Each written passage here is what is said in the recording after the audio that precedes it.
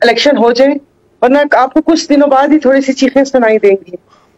ये सब मिलकर एक दूसरे से एहतजाज कर रहे होंगे। किसकी चीखें होंगी वो? पीडीएम की चीखें होंगी। अच्छा।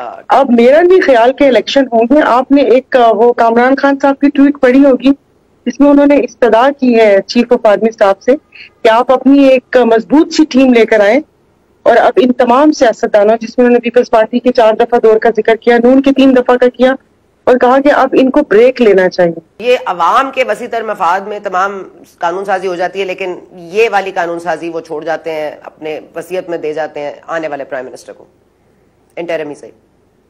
जी, वो कहते हैं ना, एक बड़ी घरेलू सी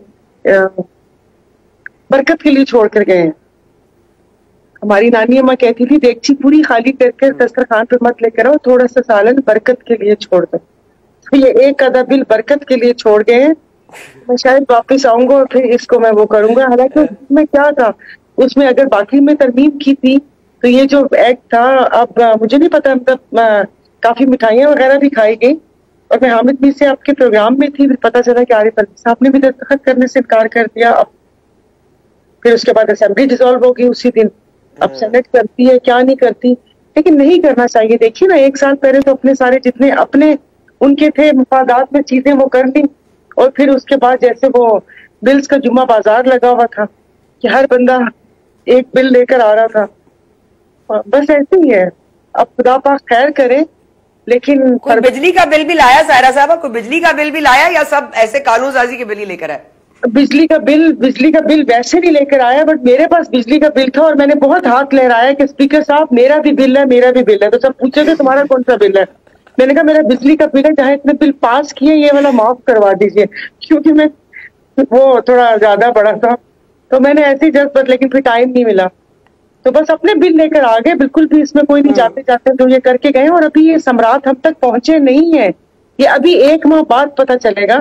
और काकर साहब के लिए दुआ है कि वो इतने मुश्किल हालात में उनको ये वो कह रहे ना कि ये मसनद मिली है, खुदा पाक खैर करे कि ये वो कहते ना कि सब कुछ कैसे सही होगा और इलेक्शन हो जाए, वरना आपको कुछ दिनों बाद ही थोड़ी सी चीखें सुनाई देंगी। ये सब मिलकर एक दूसरे से एहतजाज कर रहे होंगे। किसकी चीखें होंगी वो?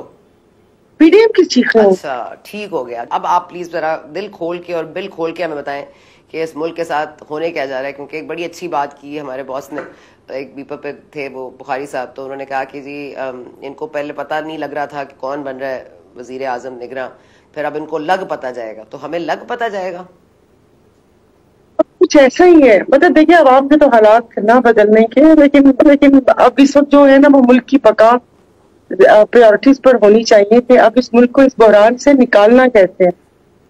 1.5 साल इनको मिला था अपनी कारकर्दगी दिखाने को, लेकिन हो नहीं सका। और जिस वक्त इन लोगों ने असेंबली डिसॉल्व की थी, उस वक्त इलेक्शन में चले जाते, तो आप यकीन नहीं करें कि उस वक्त लोग बहुत गमो गुस्सा पाया जाता था पीटीआई पर। लेकिन ऐसे लग रहा है जैसे पहाड़ी पर से कोई पत्थर लुढ़कता हुआ इनकी तरफ आ रहा था, इन्होंने पीटीआई को हटाकर खुद खड़े हो गए।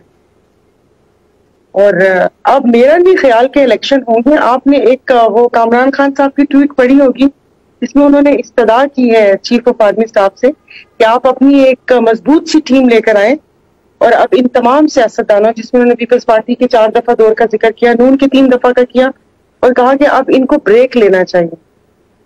तो अब मुझे नहीं पता वो किस चीज का इंदिया था, तो लेकिन दूर रह नहीं सकते सियासतदान इस ऐवान की भूल भुलैयों से। तो अब मैं, अच्छी बात तो नहीं है कि मैं ऐसे बोलूं, मैं इंतजार कर रही हूँ, लेकिन बस वो कहते हैं ना कि एक शोर शराबे का वक्त हुआ जाता है जब इनको दिखेगा कि नहीं हो रहे इलेक्शन, क्योंकि होने चाहिए। देखिए ना, आइन और कानून, फिर हम लोग कहाँ से ये जमहूरियत की बात करते हैं, और जी पाकिस्तान का आइन है और आइन के उस पर नहीं कर सकते।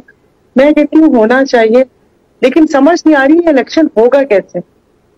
तब एक पार्टी है उसको खत्म करने के पैदर पे है, और आई डोंट नो किस हद तक कामयाब हुए, और अभी दूसरी किसी पार्टी का पता नहीं चल रहा। लेकिन जी बानो साहब, लेकिन ये बात तो है ना कि चीफ ऑफ आर्मी स्टाफ ने जो जाहिर नेशन को एड्रेस किया है या काकुल में उन्होंने गुफ्तगू की, उसमें बड़ा वाज़ेह तौर पे बता दिया है कि देखिए जी, हम जो मुल्क में जो फौज और अवाम को अलहदा करने की साजिश थी वो तो हम नहीं कामयाब होने देंगे। तो अवाम और फौज तो एक पेज पर हैं और ये जिसने भी कोशिश की है वो जाहिर है कि नाकाम गई है। तो वो आपको पता है कि किसको ही मीन्स बाय हु। और दूसरा ये कि काकड़ साहब भी एक अपेरेंटली वो समझते हैं कि 9 मई जो हुआ उसके बाद उनकी बड़ी एक एंटी पीटीआई चेयरमैन एक नैरेटिव बिल्ड किया उन्होंने। तो आपको लगता है कि इशारे यही हैं कि दो ऐसे लोग इन पावर या इन कंट्रोल होंगे जो कि वाकई इमरान खान साहब को माइनस कर देंगे, रिगार्डलेस ऑफ उनके केसेस सच हैं झूठ? जी, बजाय तो लग ऐसे रहा है, तो बजाय 9 मई का वाक्य नहीं होना चाहिए, किसने भी वो किया था। हालांकि मैं हमेशा शुरू में भी मैंने 1-2 दफा स्पीच की थी तो मैंने सेंटर ऑफ ग्रेविटी अपनी पाक अफवाज को ही कहा था। सारे एक मुल्क का किसी का कानून होता है, किसी का आइन होता है, हमारी सेंटर ऑफ ग्रेविटी पाक अफवाज है।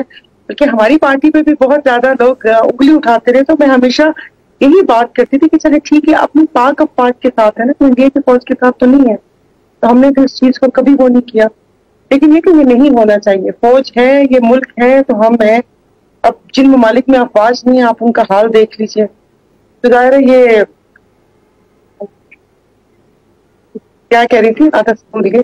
ठीक है, अब आज मैंने कहा हसान न्याजी को भी आज गिरफ्तार कर लिया और शाह महमूद कुरैशी साहब ने पहले एतराज उठाया, फिर राजा रियाज ने उनको याद दिलाया कि जो पीटीआई के एक्चुअल जो सपोर्ट में है या उनके साथ हैं चेयरमैन पीटीआई के, या तो वो जेल में है या वो रूपोश है। आप जो निकल आए बाहर, आपका पहले अपनी पोजीशन क्लियर करें, आपने क्या मुआहदा तय किया है? तो आपको भी लगता है कोई मुआहदा हो गया है, कोई minus chairman PTI Shah Mahmood Qureshi Sahab PTI को लेकर आगे चलेंगे?